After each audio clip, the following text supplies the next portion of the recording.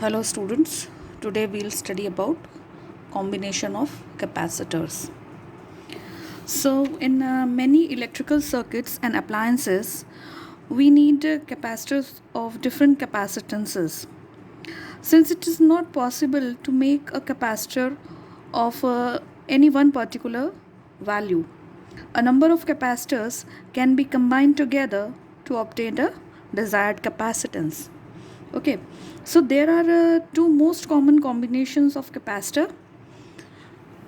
They are series combination and parallel combination. So capacitor are said to be connected in series combination between two points if they are joined plate to plate in such a way that we can proceed from one point to another following only one path. So here you can see this is first plate of the first capacitor and this is the second plate. The second plate of the first capacitor is connected to the first plate of the second capacitor, and the second plate of this second capacitor is connected to the first plate of the third capacitor. So in this way we can combine the capacitors in series. Okay, so the capacitors are C1, C2 and C3. These are joined between the point. These are joined in series between the points A and B. Okay. So the left plate of capacitor C1. This is the left plate of capacitor C1, and the right plate. This is the right plate of capacitor C3 are connected across two terminals of the battery. Okay, suppose this is a battery across the two terminals of a battery. As a result, they acquire plus Q and minus Q charges. Further, plus Q charge on the left plate of C1 induces minus Q charge on the right plate of C1, and plus Q charge on the left plate of C2, and this induces plus Q charge minus Q of right plate of C1 induces plus Q charge on the left hand side plate of C2. The charge plus Q on the left plate of C2 then induces minus Q charge on the right plate and plus Q charge on the left of the C3. So due to this, these two charges are induced. Thus the series combination thus the plus minus Q charge on the two plates are the same for each capacitor. Let the potential differences across the plates C1, C2 and C3 be V1, V2 and V3. So what will be the value of V1? V1 will be charge upon capacitance. So V1 is equals to Q upon C1, V2 is equals to Q upon C2 and V3 is equals to Q upon C3. So the potential difference which is applied across the series combination is V. So V will be sum of all the potential across all the capacitance. So V will be equal to V1 plus V2 plus V3. We'll put the values from here. So V is equals to Q upon C1 plus Q upon C2 plus Q upon C3. Taking out Q common, we'll get V is equals to Q within the bracket 1 upon C1 plus 1 upon C2 plus 1 upon C3, bracket close. By cross multiplication, V upon Q is equals to 1 upon C1 plus 1 upon C2 plus 1 upon C3. Suppose we are taking that C, capital C is the effective capacitance of the series combination, then from Q is equals to CV, what we will get? 1 upon C is equals to V upon Q, and we will put the value of V upon Q over here. It will be 1 upon C. So 1 upon C is equals to 1 upon C1 plus 1 upon C2 plus 1 upon C3. 1 upon C is equals to 1 upon C1 plus 1 upon C2 plus 1 upon C3. So this is the effective capacitance of the series combination. Next is parallel plate combination. So capacitors are said to be connected in parallel between 2 points A and B if one plate of each capacitor is connected to point A. Here you can see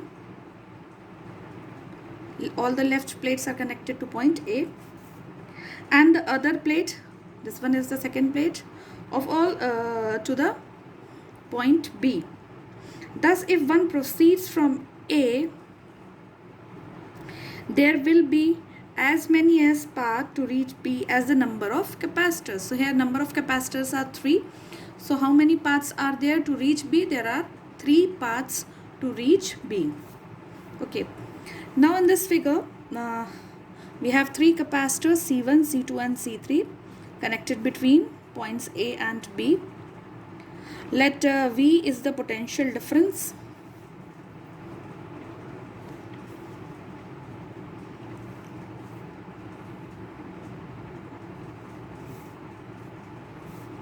Potential difference applied across this combination. So the charges on each capacitors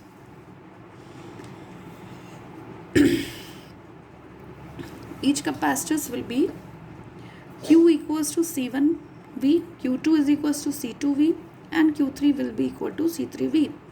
So the total charge stored in the combination capital Q will be equal to sum of all the charges Q1 plus Q2 plus Q3.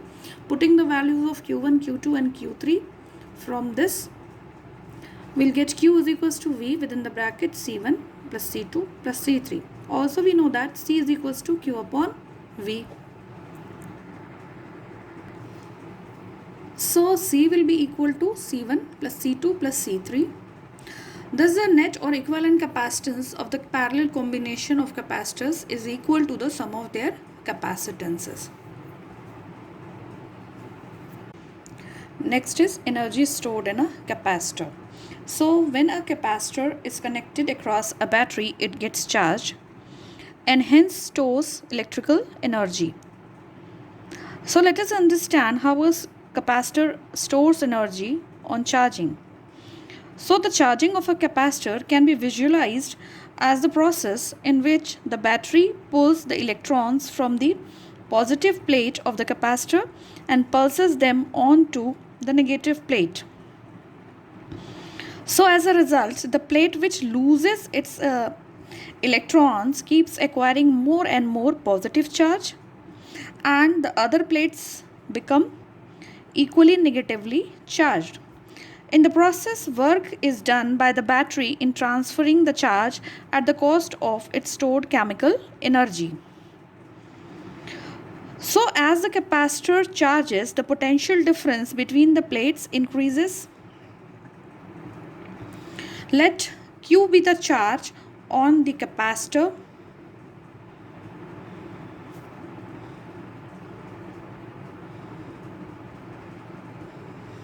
and V be the potential difference.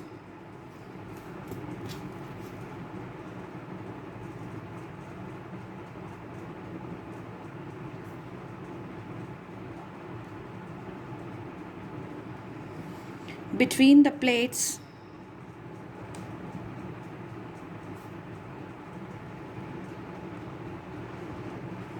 at a certain instant. So V equals to Q upon C. So work done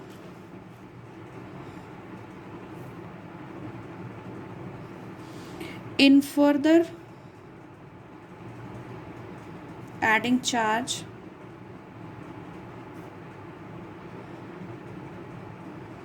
dQ will be dW equals to V dq, that is equals to q upon c into dq. So total work done will be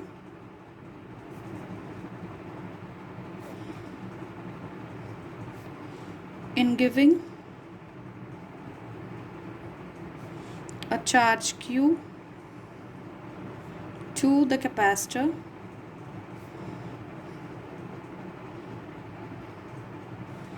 integration of dw equals to integrating from 0 to capital Q, q upon c dq, that is equals to 1 upon c.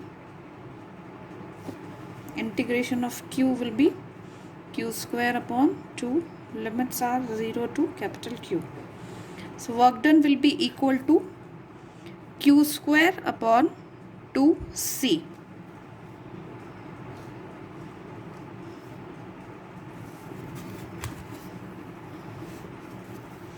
Work done will be equal to q square upon 2c. But q is equals to cv, so w will be equal to 1 upon 2 cv square. Also we can write w is equals to 1 upon 2 cv dot v. cv is equals to q,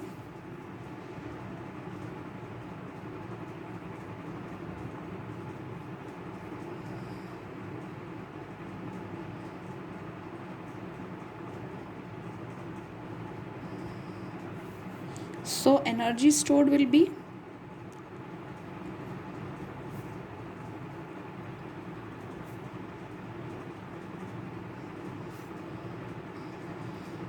u is equals to q square upon 2c equals to 1 by 2 cv square is equals to 1 upon 2 q into v.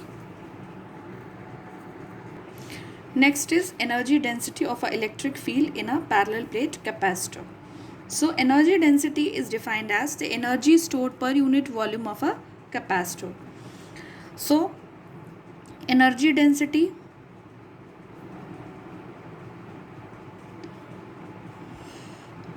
is denoted by U, small u, is equals to total energy stored upon volume.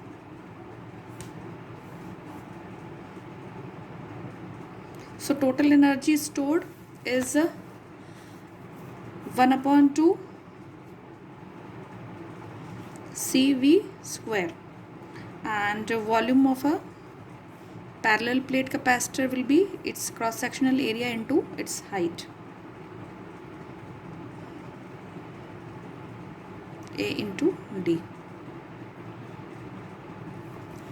Also C is equals to A epsilon naught upon D, and V equals to E into D. So we'll substitute these values of C and V in this equation. We'll get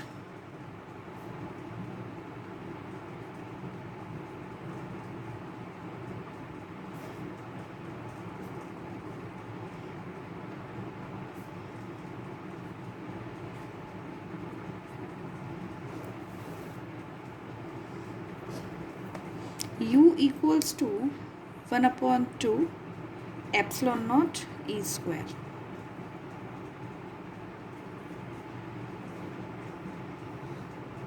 Now if we insert a dielectric medium of dielectric constant K,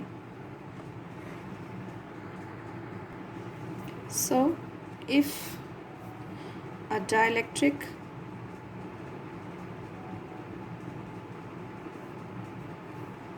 medium of dielectric constant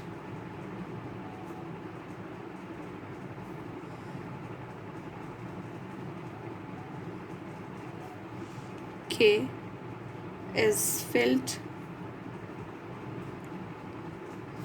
between the plates.